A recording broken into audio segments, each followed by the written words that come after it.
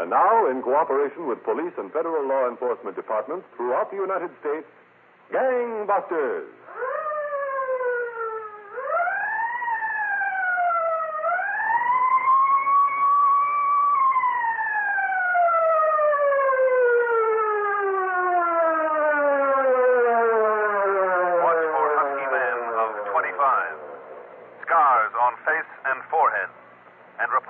Has home permanent wave to disguise appearance.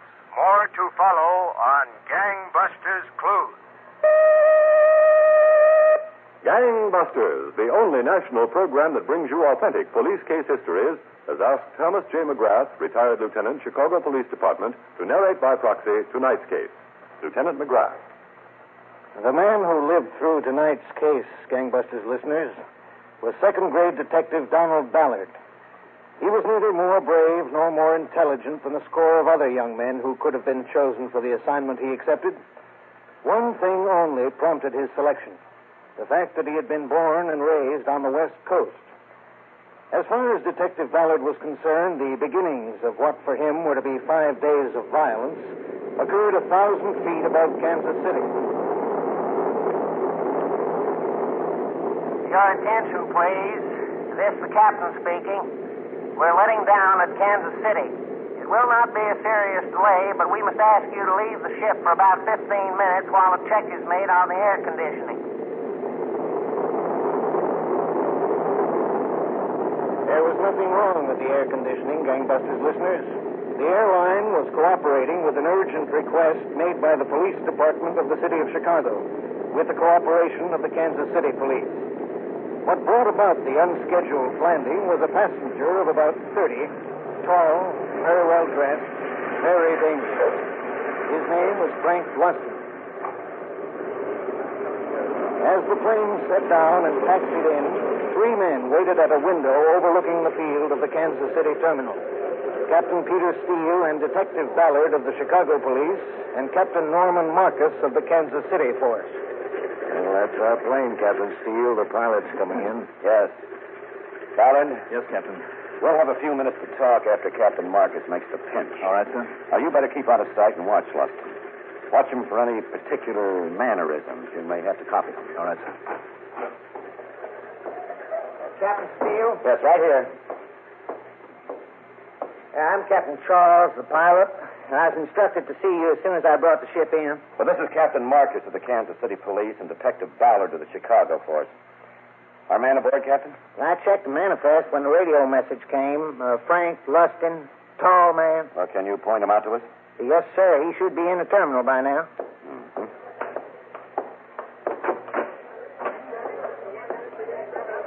Look, that's Lustin over there, Captain. At the newsstand. 3 magazines, 70 cents, and the gum. Hello, Lustin. Now, just a minute, I'm talking to you. Me? That's right. Just move on over to here. We're police officers. Give him a good frisk, Marcus. What's the beef? Oh, just want to ask you a couple of questions, Frankie. Okay. What's the beef?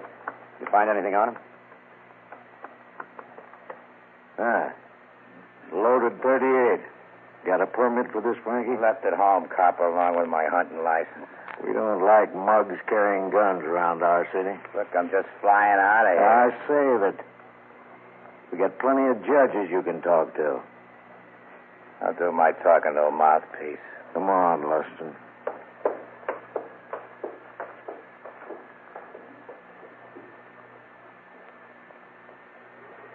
Well, Ballard, you didn't get much of a look at Lustin, did you? Well, enough, I think. I'm about his height. Nothing very unusual about his appearance. He was chewing gum. Yes, the report that Lieutenant Collins gave me says Lustin doesn't smoke. Do you? Yes, sir, I do, but I've given it up. Let me see your hands. Nicotine stain between the index and the middle finger. Well, the manicurist can get that off. Yeah, I guess so, sir. Now, we have a few minutes before your plane loads again.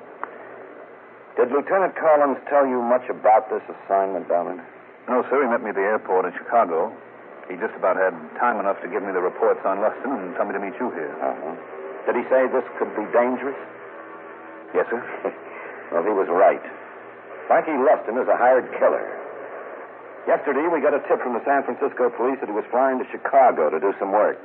I see. Now, you've heard of little Dave Yarby. Not recently, Captain. Well, we have. Plenty. Yarby's had more arrests and fewer convictions than any criminal in Chicago. Now, 4 or 5 years ago, he went straight. Straight. What he did was set up an outfit called Falcon Enterprises. Mm-hmm. All very legit. Except it isn't. Well, what is it, Captain? A front. Now, we're almost certain that little Dave Yarby is a banker for the biggest numbers and policy racket in the Midwest. I see. But we can't connect him. We put people into Falcon Enterprises, and he spots them immediately. What does he do? Nothing nasty, because none of our people ever got anything on him. Just fires them. And Frankie Luston ties into this Falcon Enterprises. The job Luston's coming back to do is for little Davy Yarby. Now, little Dave wouldn't be importing a killer except for the dirty side of his business. So I go in as Frankie Luston. That's right. You go in as Frankie. Now, you get in, you get some idea of how little Dave connects with the numbers. And then get out. Let him worry about where you went. And we'll take it from there. Later that same day, high in a building overlooking Chicago's busy loop, David Yarby, president of Falcon Enterprises, talked with an associate who was not listed as an officer of the company. In the files of Chicago's Bureau of Criminal Identification, he was known as Edward Palmas. To his friends, he was Eddie the Knife. I'm not in no position to get picked up by the homicide boys, Mr. Yarby. It's got so someone gets the business in Racine, Wisconsin, they come knocking on my door. I suggest it can be arranged so there'll be no danger of them knocking on your door, as you put it. Yeah, well, you're the boss. What kind of a fee? You'll get yours out of yours, Sam. Yeah, Mr. Yarby. You take good care of your people. All of them, Eddie. Oh, fine. Yes, Miss Cal. Oh, what? Oh, just a moment. Frankie Luston out in front. What's he using that dog for, Mr. Yarby? I don't know. Miss Carroll, you can send Mr. Luston in. This Frankie is a good man with a gun. The best. Doesn't worry you, does it, Eddie? Oh, Mr. Yarby, you know me better than that. Good man with a gun don't worry me. It's just the fellas down at homicide. Mr. Yarby, I'm Frankie Luston. Come on in, Frankie. Glad to see you. Sorry I'm late. The plane set down in Kansas City for an equipment check. Hi, Frankie. This is Eddie Palmer. Glad to make your acquaintance, Frankie. How are you? Well, Mr. Yarby, you got quite a business going out there. That'll do. Sit down, Frankie. Thanks. Cigarette? No, thanks. I don't use them. They won't mind if I do. Frankie, I don't know how you handle it with Dalbo out on the coast. Back here, I'm the boss. Sure. My instructions were that when you got here, you were to use the private entrance. Why didn't you? Mr. Yarby, I got a plane ticket back to San Francisco. If you want me to use it... Maybe Frankie forgot. Oh, Mr. Yarby? No, I didn't forget. I got a question for you, Mr. Yarby. What's the money in this job? Dalbo told you that. Yeah, but people have a way of changing their minds from day to day. I want to hear it from you. 1,500. How much in advance? You get the whole thing when you pull off the job. Mm-hmm. And what about expenses? Eddie will take care of those. Oh, yes, sir. I'll take care of that, Frankie. Well, what's Eddie got to do with it? Eddie will give you the job, take the expenses, and pay you off. Then why doesn't Eddie just go ahead and do it? Well, Frankie, look, you gotta have a finger. You just tell me the name of the bum and where I can find him. I'll be my own finger. Luston, you take Eddie. I will get in your way, Frankie. Gotta get you a place to stay. Getting this bum right's gonna be tricky. Well? Okay, Mr. Yarby, I'll take Eddie. Attaboy, Frankie. Well, Mr. Yarby, I'll take him on down the south side and get set up. We'll be in touch, huh? No slip-ups. Private door's right over there. This button works it electrically. It's a pretty good way of keeping two sides of the business separated, Mr. Yarby. Where's this lead? So far as you're concerned, this door leads to the storage room, the carbon supply company in the next building. It's the way you will always enter and leave this office. Sure. We'll wait for Eddie in the storeroom. Sure. Eddie, come here. Can you handle him? Oh, sure, Mr. Yarby. You know me. Yeah, he's a real wise guy. No wonder Dalbo wants him crossed off. Shortly after Eddie the Knife followed Detective Robert Ballard posing as killer Frankie Luston through the private exit from little Dave Yarby's office, Captain Steele returned to his own office at Chicago Police Headquarters. His staff lieutenant, Roger Collins, was seated at the captain's desk, telephone to his ear. Hello, Roger. Captain, telegraph room just called TWX from San Francisco asking us to hold up on the Frank Lustin switch and call Jorgensen out there. Hold up?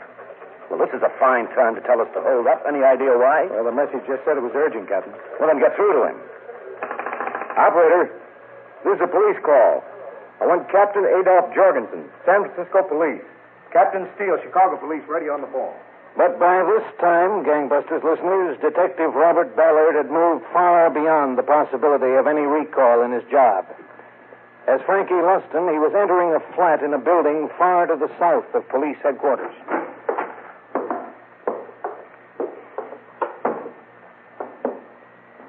Not bad, huh, Frankie? Not if we're not here more than a couple of days, Eddie. Well, what's wrong, Frankie? Nice flat, beer in the icebox, real convenient to your work. Okay. But I thought I was going to see something in Chicago. Here we're stuck out in nowhere. Oh, you'll see plenty of Chicago once you do the job.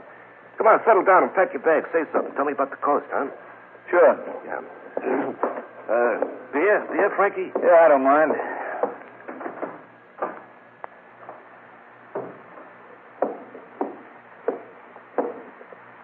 Yeah.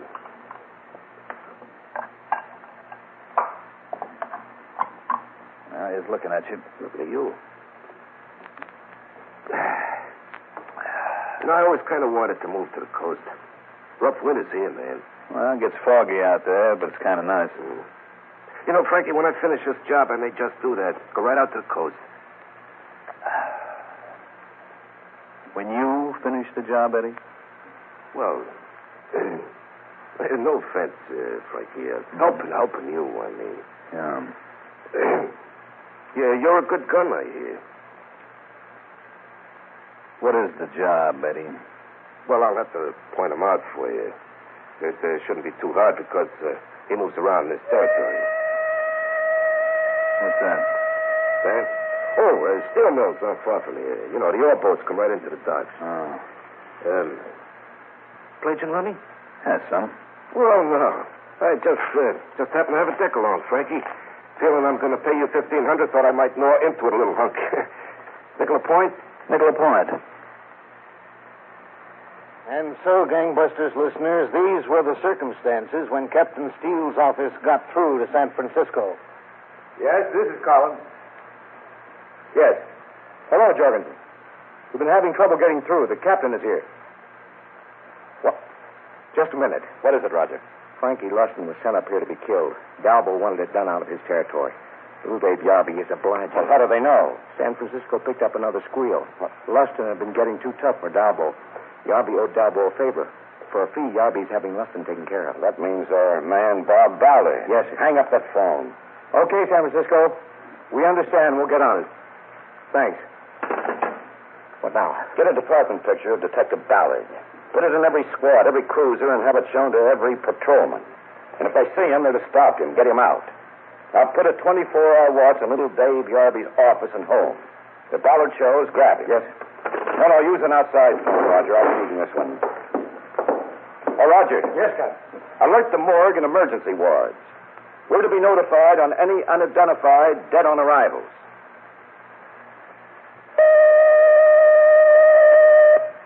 Back to Gangbusters in a moment. Cancer can be cured if treated early enough. Cancer can be treated early enough if people know cancer's 7 danger signs. You can get the information at your local chapter of the American Cancer Society. Look for the little red door in your phone book.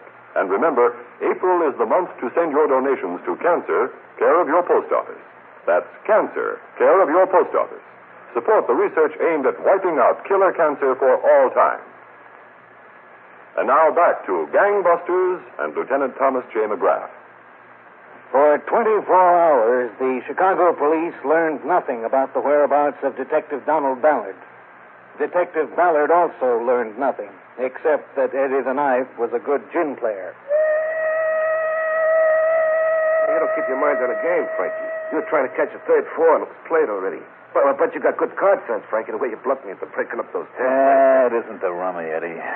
What is it? The way this is set up. Some night you were going to walk me down along the lakefront, show me a special person, and I touch off to Betsy. Well, what's wrong with that? Hey, you wouldn't go last night. We make it tonight, huh? This special person, Eddie. Who is he, a runner, a collector, a drop? I didn't hear nobody talking about the numbers business. Well, you hear me talking about it. Pretty setup Yarby's got. That private entrance. That how they move the money in? Well, we should go out and find this special person now. Frankie, it's dark. You'll be around. No? I thought you was a good gun, Frankie. I'm all right. No, what I think we should do maybe is tap a little of Yarby's expense money. Let's go out and meet up with some of the boys. Oh, no, Frankie. Now, Mr. Yarbo, he wouldn't like it if I introduced you around. Oh, just a couple of your top boys, Eddie. After that, we'll go find this special person of yours. No, I'm afraid not, Frankie. We cut it to the job. Look, Eddie, we don't do the job tonight. We don't do the job until I met the boys and had a couple of laughs. Now, you want to call up Yarby and tell him that? You go ahead and call him up. Can't reach him till tomorrow. Okay. Deal him out, Eddie.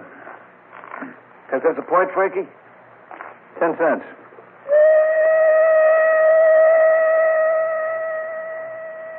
The following morning, Captain Steele returned to his office from the telegraph room where he had scanned the early precinct reports.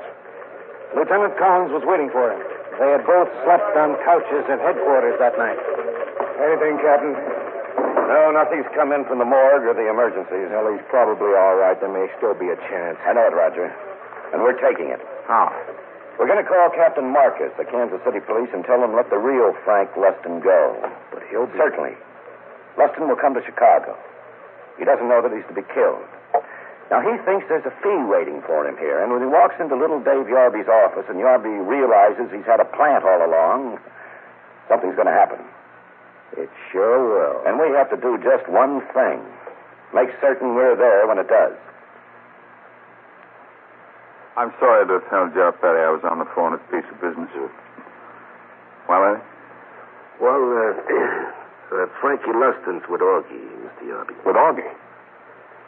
What's he doing with Augie? Well, he wouldn't go with me, Mr. Yarby. He wouldn't do nothing. Eddie, it was your idea to tell him he was going to shoot a man. It was your idea that when you got him in the waterfront, you could put a knife into him and kill him. Well, he swallowed it, Mr. Yarby, but he keeps saying that after he meets some of the boys, he'll go with me. He keeps saying he wants to spend some of your... Well, let him spend it. But get this over with, Eddie. Well, that's why I put him with Augie. I didn't think Augie would tell him anything. Why would Augie tell him anything? Augie's no idiot. Well, I don't mean tell him anything about the fact he's back here to get knocked off. I mean, he wouldn't tell him about your business. So, this Frankie is real nosy. Uh-huh. Well, he's asking questions. What's in order? Does the racket work here, like on the coast? How do we handle a bank? Stuff like that. well, tell him. Tell him. Well, Mr. Yarby, you said that's something you didn't want noised around. Tell him, Eddie. Who's he gonna tell? The fish. Police headquarters, Captain Steele speaking. Captain, this is Lieutenant Collins. Oh, good. Captain, we lost Frankie Luston. You what? I can't tell you how it happened. We picked him up getting off the Kansas City plane, had a good tail nailed tight. And suddenly we were following an empty cab. Well, Collins, a detective's life depended on your maintaining that tail. Well, Luston was probably suspicious because he was picked up first in Kansas City. Well, I was an idiot not to have thought of that. What are you doing now? Well, I figured he still had to end up at Yarby's. We're there now. We're over the building like a blanket. Well, stick with it, Roger. I'll be down. Lieutenant Collins was right, gangbusters listeners, as far as he went. The stakeout on Yarby's office building was a thorough one. But around the corner and a half block away was the entrance to the building that housed the Carbon Supply Corporation. And upstairs in Yarby's office. Who is it? Frankie Luston from Dalbo on the coast. What are you doing back here? What do you think I'm doing? Gonna open this door? What's the matter?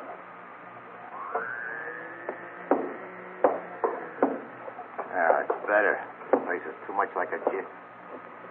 What's the matter? Stand just where you are. It's all right. Hands off from your side. Okay, you're clean. are you? I told you it was Frank Luston.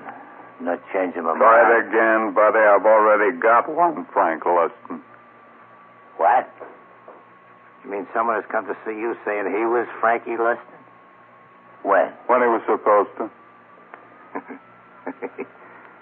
Put the rod away, Mr. Yarby. I've been sitting in a jail cell in Kansas City. Took me off the plane there. You got yourself as a cop. Can you prove it? Got some papers I can show you, Mr. Yarby. Well, show him.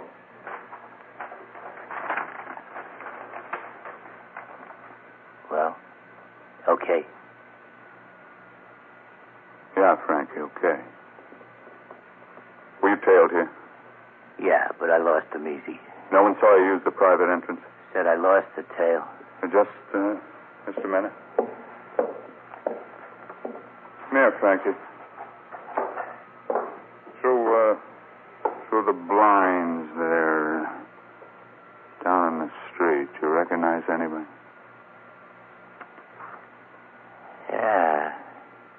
A big guy. Detective. That's what I thought. You aren't carrying a gun, Frankie. How come? They kept it in KC. Here. Hey, use this one. Oh, thanks. Who do I use it on? I'm having to change my plans a little. You came back east to do a quick job for me. For $1,500. Now it's $2,000 on the line. Here. Thanks, Mr. Yarby. It's got to be now and quick. Eddie will be talking to this cop. This can't happen. Which one you want I should handle, Mr. Yarby? Or both? Eddie's good, man. Handle the cop. Luston hasn't shown yet, Roger? No, sir, Chief.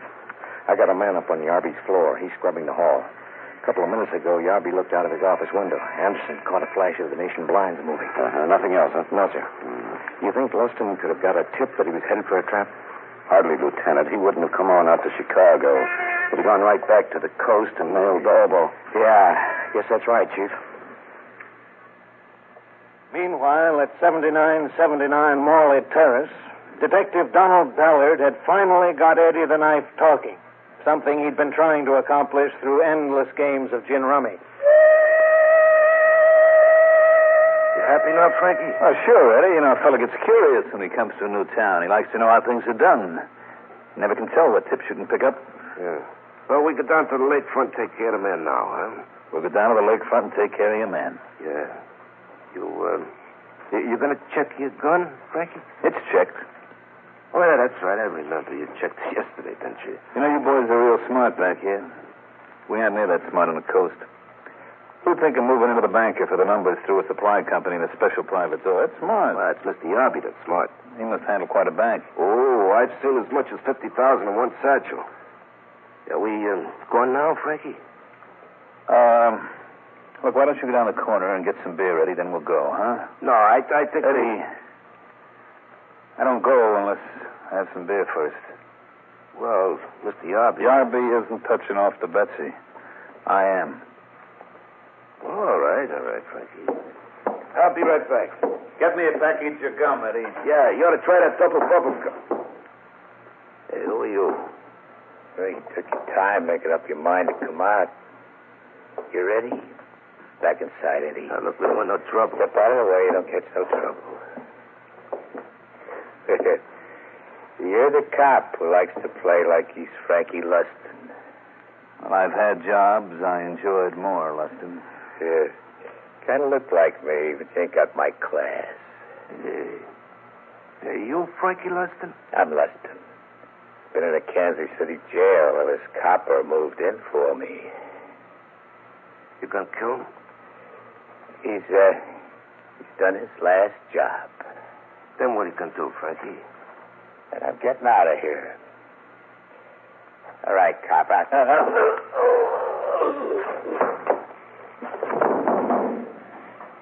Thanks, Eddie. You see, the knife is better, copper. Don't make no noise like a gun. See, I was hired to kill Frankie Luston. All right, Eddie, drop the knife. Drop it? I have to kill you next, copper. I told you all those things about Mr. Yarby's business. He wouldn't like it if you could tell someone else. Eddie, another step and I'll shoot. Go ahead. fixed the gun, cop. Remember I was supposed to kill Frankie Luston? Well, I thought you was him. I fixed your gun so it wouldn't fire. Now, copper.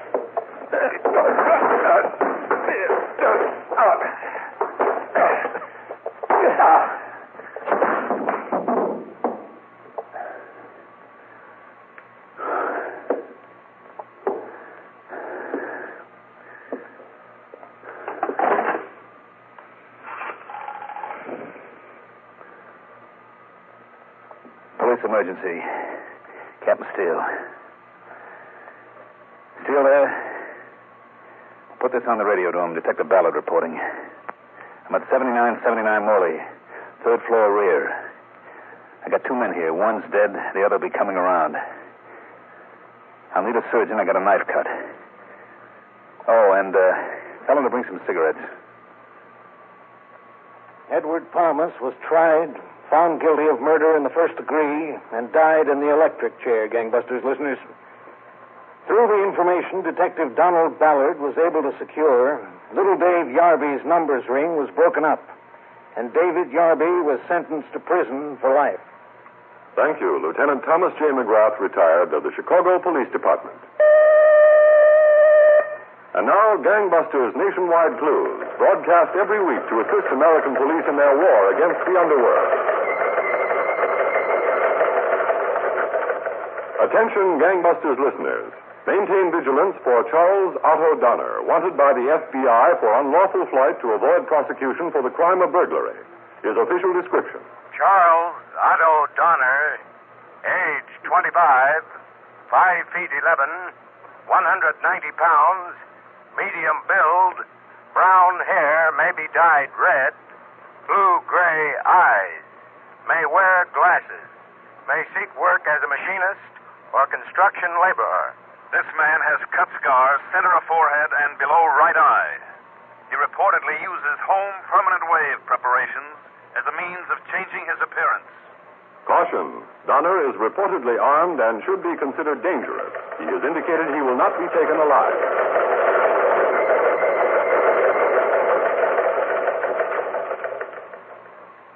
If you have any information concerning the clue, notify your local police, the nearest office of the Federal Bureau of Investigation, or Gangbusters at once.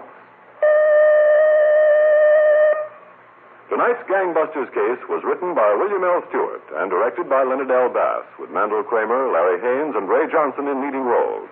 This production was supervised for CBS Radio by Jerry Danzig. Art Hanna speaking.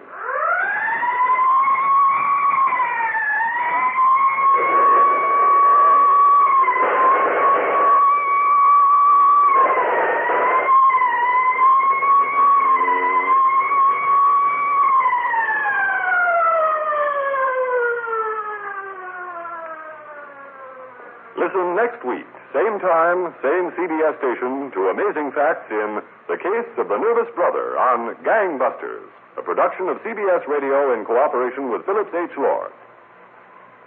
Jack Benny sure gets mad easy. Tomorrow night, Rochester turns up some old Benny love letters during spring house cleaning, revealing a one-time Jack Benny nickname.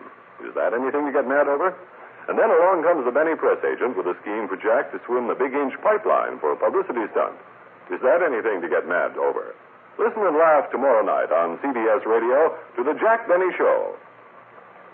Stay tuned now for Gunsmoke, which follows immediately over most of these same stations.